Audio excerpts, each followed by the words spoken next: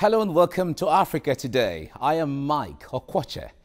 2013 will be remembered as a year that had world leaders like United States Barack Obama and China's Xi Jinping come on a visit to Africa.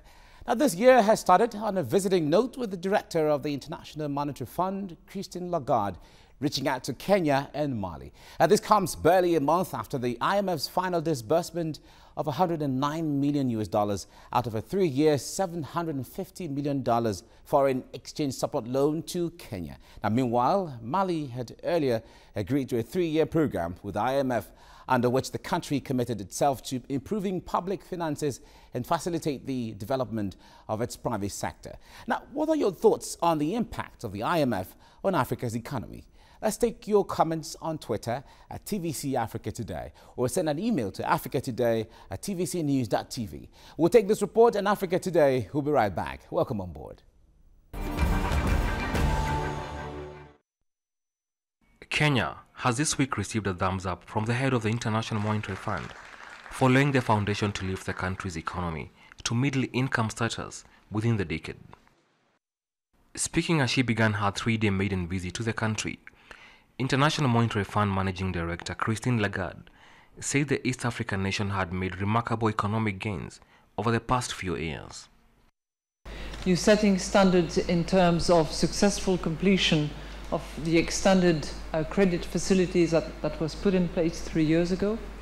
You're setting standards in delivering on the promises that you made to the people, whether it's by delivering on the 2010 Constitution or delivering on the program of reforms that you have identified as necessary for the growth of Kenya.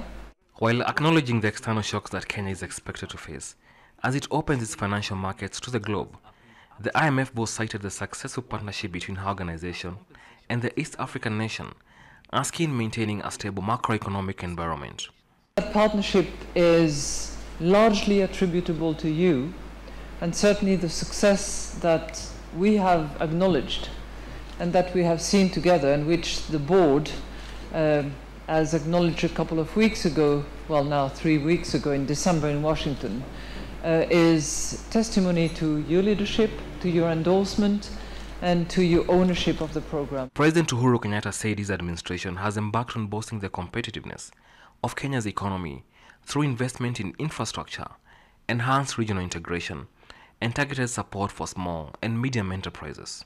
We are focusing on improving the road network, expanding energy generation and distribution, as well as building modern rail and ports so as to create jobs and to grow our economy. The high-level visit comes on the conclusion of the IMF's 3-year extended credit facility to Kenya, and so the fund wire $750 million to the East African nation. The last tranche of the money was released in December last year. Ken Karuri, TVC News, Nairobi.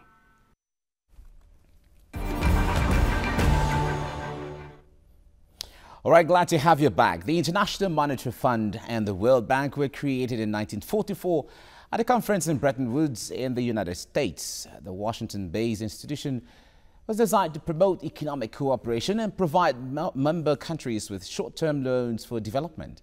Now, to discuss the IMF and monetary policies on Africa Today, we have Henry Boyle, an international economist. It's good to have you join us today, sir. Thank you, Mike. You're welcome. And certainly we'll be linking up with on phone later on with policy expert Benjamin Ndolo from Kenya. When the time comes, we'll certainly have him on. Let's start it this way. The IMF and World Bank, but I'd like us to focus on the IMF this time around, has been with Africa for so many years and so on. How would you assess its activities with the African countries? Have they done Africa more of good than bad, or more, done Africa more harm than good, as the case would be? What's your assessment? Thank you, Mike. I think my assessment would be the consideration of, the in inverted commas success stories, if there is any, in most parts of Africa where IMF has intervened. That is not to detract from their intentions of growing the African economies with the provision of technical support as well as financial support as well.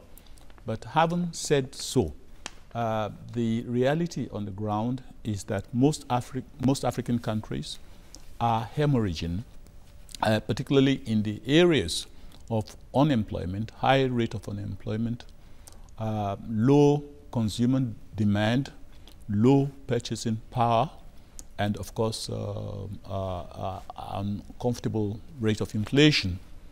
In addition to that, you have a situation where infrastructural inadequacy has become a permanent feature in most African countries.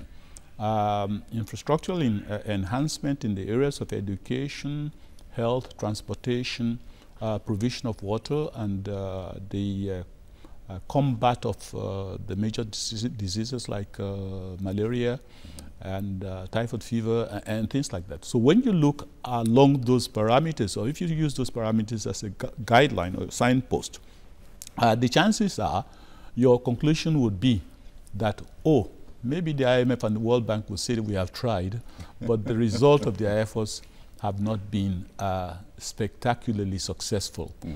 So in that regard, you would be able to maybe identify those areas where they didn't do very well, or areas that they omitted that made it impossible for them to achieve their objectives, particularly in Africa. All right. Now, let me ask you this way. How important is the continent to the IMF? To the extent that the IMF and the World Bank are basically Western institutions which were created soon after the war in order to be able to provide what you might call an economic platform for development of the war-ravaged countries in Europe at that time. So you may notice that it's not strictly a purely pro-Africa kind of organization. If anything, a lot of observers see it as an institution that preys on Africa rather than support Africa, even though there are indications that the IMF will send their technical experts and also provide funds from time to time, usually very cheap funds, 1–2% concessionary funds. But somehow it has never been possible. It's been very difficult for the African countries concerned to transform their economies based on IMF advice, probably because also the IMF perspective is towards trade liberalization, and unfortunately trade liberalization is probably not the best policy strategy for most African countries, because on one hand the IMF and the World Bank would support free movement of capital, free movement of goods and things like that, but they would not support free movement of persons. Okay? In our case in Africa, we have a great, apart from the fact that in reality we have good resource, significant mineral resources, we also have significant human resources as well. Exactly. And unfortunately, in spite of the IMF support, we still find that there's a high unemployment rate in most countries in Africa. And the high unemployment rate has made our people desperate that they want to go abroad, where hopefully they would have a better lifestyle or better social welfare. But the IMF does not promote free movement of persons, but is willing to promote free movement of goods, we have a disadvantage. These loans that are taken from the IMF, by African countries from the IMF, how does it translate to, in ideal terms, how does it translate to the standard of living on the continent? Well, let's be realistic here. If you had concessionary loans of 1–2%, for example, when the hawks and Shylocks in the market are asking for 9–10% or something like that, that should be a welcome development. Especially also if the IMF and the World Bank are able to enforce the application of those funds to areas which are of critical significance to improving social welfare, particularly areas like provision of water, provision of health facilities, and the provision of adequate or appropriate transport facilities. Okay, well, I'd like to ask this question. The IMF and the World Bank have always given monies, loans, technical aid to African countries. But if they come in cash, who are these monies handed over to in direct terms? The relationship is usually government to government. Okay. In other words, IMF to government. So okay. the loans have to be processed through government agencies. And to a very large extent, the IMF would also have control to ensure that the money is being spent in the right direction. But I'm concerned that you make so much meal of the issue of debts. We have not seen that IMF loans has taken any African country out of the depths of poverty. If anything, we find that one thing that has become common in the last 6-7 years, after the debt relief, in inverted commas, that most African countries enjoyed. If you recall, most countries had 100% debt relief, but Nigeria had barely 60% debt relief, and it was hailed as probably a huge success. But interestingly, 7 years down the road, we were, you recall, we were crying out that $35 billion was a huge amount of money to owe. That's for Nigeria? That's for Nigeria. Oh, okay. And consequently, we gave away, I think, $18 billion or something like that in order to save ourselves paying the balance. But today, surprisingly, you wouldn't believe, our total debt burden in the country is in excess of 100 billion. And guess what? Wow, we are being told that we shouldn't worry because it's still a smaller proportion of the GDP. And that makes you wonder. It must also make you wonder that we have managed to accumulate this debt so quickly with the IMF looking on, and they haven't really made any serious attempt to put some of these countries in order, particularly in Nigeria. But the African countries, when they had the debt relief, are they better off? Is there any other country, apart from Nigeria, any other country is better off that had debt relief from the IMF? You must see the debt relief in tandem with the conditionalities. Okay. Don't forget, it's not as if they are charitable overlords or something who just give you money and this type of thing. They tie you to certain conditionalities. And some of the conditionalities, at least I know for Nigeria, was that we should open up our market for trade, and we should also open up our banking system and also make the Naira freely available in banks and everywhere in the country. And we know the result of that today. All right, we'll come back to this, sorry. Now, IMF boss Christine Lagarde's visit saw her meet with senior government officials, representatives of private sector, civil society, and even donors. Now, she has previously visited Cote d'Ivoire, Malawi, Niger, Nigeria, South Africa, and Mauritius. What impact has these visits had on the African continent? We'll talk about that when we come back after this break. Stay with us.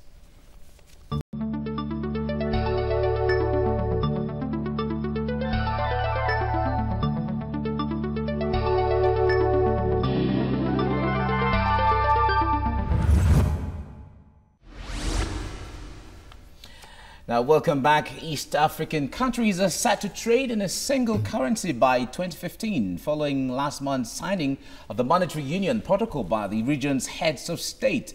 However, the IMF's Christine Lagarde has urged EAC member states not to rush into its implementation. Now, I wonder why that kind of advice.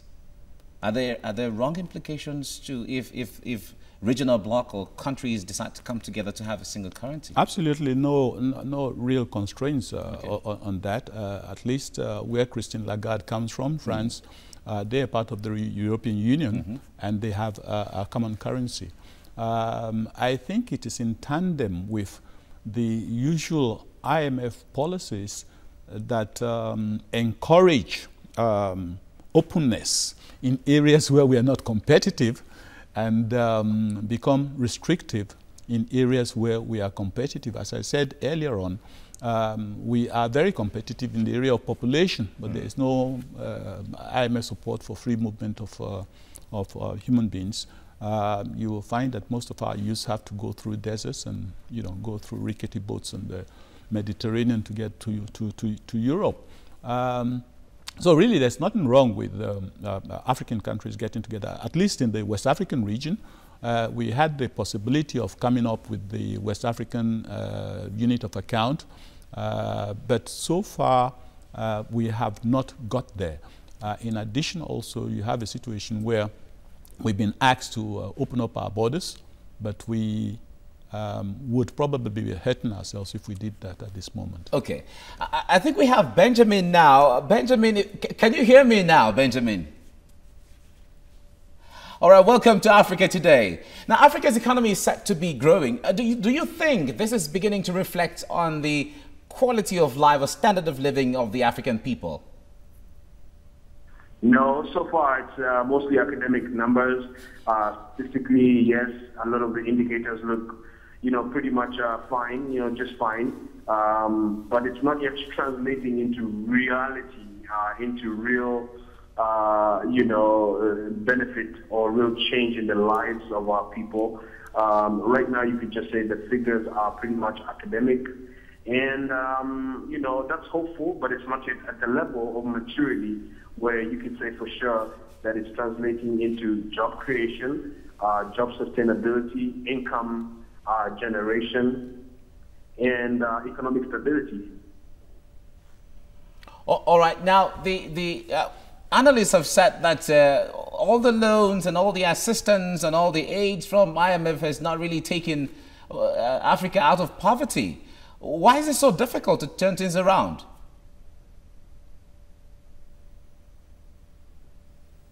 Why is it so difficult to do what?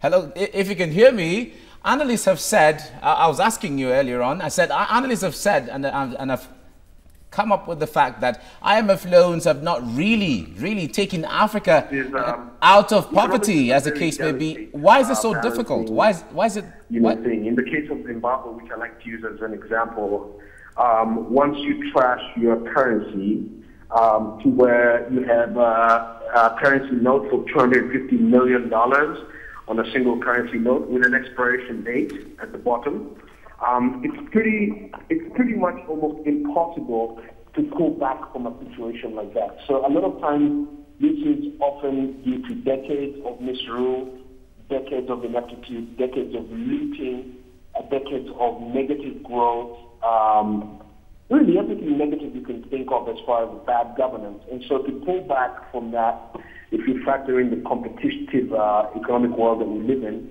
you're competing with other countries that are themselves probably governed very well, where democracy is working. You find that you are now staring at a situation where education is very expensive. How do you finance that? People graduating from colleges and whatnot are growing by the day because populations are growing, yet there's no job generation. Crime statistics continue to grow. And you have no jobs for these people. Housing, for example, in the country of Kenya, we run an annual housing deficit of at least 150,000 units. In 10 years, you've got about 1.5 million people that don't have decent housing.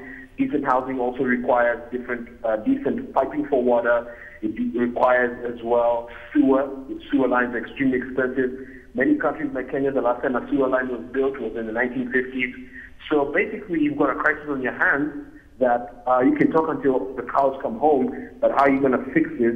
And that's why you have a lot of conversations around the issue of donors coming in, donor partners, donor countries, and what have you. But still, most of Africa, in many ways, a mess. I'm sorry to say so. Well, it's okay, but what do you make? What's your overview, the general assessment of IMF's economic policy on the growth of African economies generally? Pretty interesting because, yes, they're partners, yes, they're friends, but who's looking at, ensuring that the IMF policies fall within certain regulatory frameworks, fall within certain conventional global compliance standards, that the IMF is not just issuing predatory loans. In the state of Georgia, where I lived in the States, in 2002, they passed something called the GAFLA, the Georgia Fair Lending Act, which is a law that looked at the different factors that banks were lending money.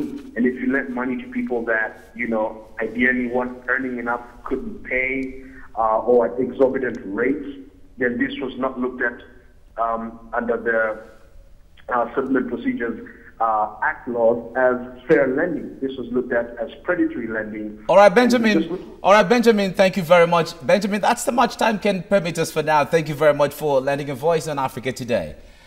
All right, let me ask you finally before we go. Africans have they understand their own problems from their own setting and so on. And they feel what the IMF is doing, what Europeans are doing, external forces, external agencies and institutions are not really taking care of these issues from the primary setting, as the case may be. But how can Africans and African leaders and economy take their own destinies in their own hands?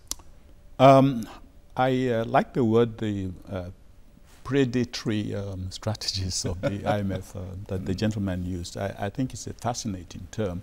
But if we are to use our own local experience here, you will wonder, first, we don't, and quite a lot of African countries certainly don't need loans because they have resources within their countries with which they can develop. For example, here in Nigeria, we have resources, we have funds in abundance, but what we lack, and which is very critical, appears to be good management of monetary policies and money supply. Interestingly, the IMF has no qualms at all saying that you are growing at 6 or 7%, but doesn't care whether your lending to real sector is in the area of 24% or 25%. It doesn't seem also to care or matter that interest and inflation rates are in double digits. I will struggle to see or find a country that has developed successfully with cost of funds to the real sector at 24% and also inflation in double digit. But the IMF doesn't seem to mind about this. All right, let me ask you, and I just want a yes or no answer for this one. It's just briefly. If you are the president, for instance, of Nigeria or any African country, would you take loans? I would take loans at 1 or 2% because we do have infrastructural inadequacies that need to be urgently addressed, and 2 to 3% is not a bad rate to pay for a loan. But on the other hand, I would not, how would I say, glibly open up my borders for all goods to come in when I myself don't have the capacity to produce. I would end up being... What if those are the conditions? This is why I said earlier on that the conditions which are usually attached to some of these loans, the loans might appear reasonable in terms of cost, 2-3%, but the conditionalities appear to create an environment which supports the economy of the Western countries as opposed to the indigenous countries that the loans are coming to. Thank you very much, Henry Boye, for coming on the program today. It's my pleasure, Thank you very much. Thank you. And also Benjamin Dulu from Kenya. All right, at the beginning of the show, I asked what your thoughts were on the impact of the IMF on Africa's economy. Well, here are some of your thoughts. Cellist Hicks said, big question. But in Chad, I think they've done okay in helping the country after the oil price crashed in 2009. And Avant-Garde said most policies are made to impoverish rather than develop, making our products cheaper. Now, Mo Chanda said they give African governments enough rope to hang themselves. The funding is meant to alleviate poverty, yet all it does is bury us in debt. Now, Tinosho or Dunuga says, my thoughts will be clear. If funds are managed wisely without largesse spending, it will create opportunities, jobs, and it also boost economic growth. Now, Abel Abate says, I think more of a positive impact. However, Africans should always be conscious about the ideology included in its package. Now, Anne Wenzel says, complexities of religion, culture, education are sometimes underestimated. Therefore, not as positive as I think they would like. Adedeji Ajayi says, IMF has failed Africa. The forecast economic growth of sub-Saharan Africa in 2014 is in jeopardy due to external influence. Very interesting opinions there. Now, the IMF has predicted an economic growth of 6% this year compared to a forecast of about 5% in 2013. But with the debt burden of most countries in mind, many wonder how this growth will reflect on the lives of millions of Africans living below the poverty line. While the world sees a bright economic destiny in Africa, some say the future of the African continent lie in the hands of Africa. That's our package for today. Keep your comments coming on Twitter at TVC Africa Today, or send an email to africatoday@tvcnews.tv. And until the next one, I am Mike Okwoche. And remember, this is Africa. Bye for now.